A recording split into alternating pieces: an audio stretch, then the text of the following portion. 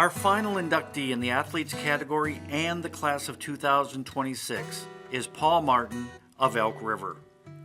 Martin was a three-sport standout at Elk River and all-state in each of them. He is a major proponent of multi-sport participation. I feel like in today's world, the pressure and expectations on kids to specialize young, to play year-round. And for me, I think all of the different sports, whether it was soccer, even track and field, my 9th and 10th grade year, provided me with a different set of athletic abilities or characteristics that led me to be the overall athlete that I was. The toughness of football, the high hand in baseball, so many different things that led me to be a better athlete, and so I just was grateful to my parents again for being able to let me do that. Martin says Elk River was the perfect place to grow up and try different sports. While ice hockey would ultimately become his primary winter sport, he nearly pursued basketball. Skip Schaefbauer was the big basketball name in town, and Martin emulated his game. We had a really good basketball team. We won the 6th and 7th grade state basketball championship. And in 8th grade, I didn't even play organized hockey. We won the 8th grade state basketball championship. And coming into 9th grade, they had asked what I was going to play because they had to play one. And I had spent so much time on the pond skating in that year off of hockey that I just felt like that was, my calling. And then if you do talk to my Uncle Barry, it's a great story. He said, I'll play you one-on-one, and if I beat you, you play hockey, and if you beat me, you play basketball.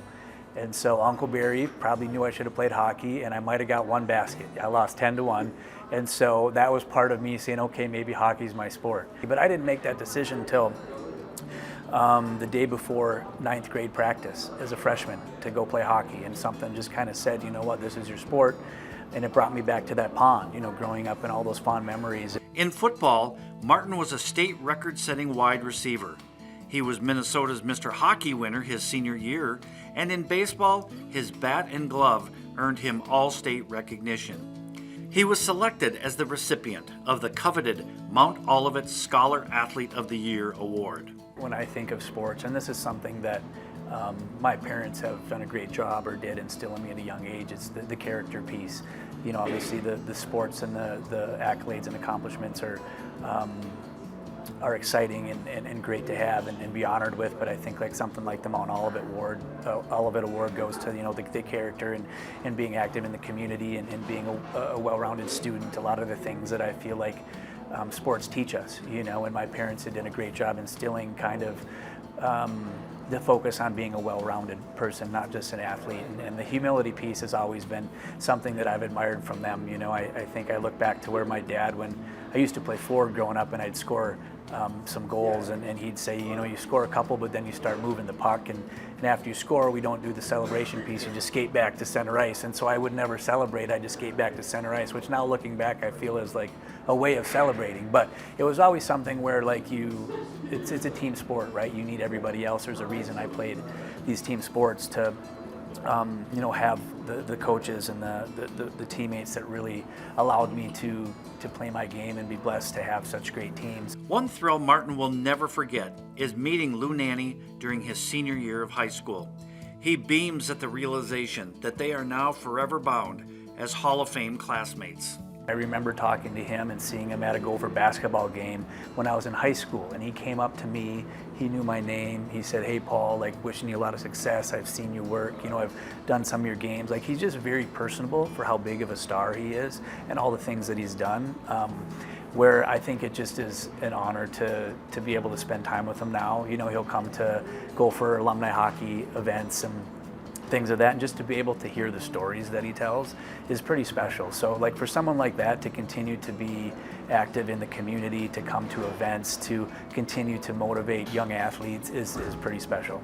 Martin was a pivotal piece in the University of Minnesota's run to 3 consecutive NCAA Division I tournament appearances and 2 national titles.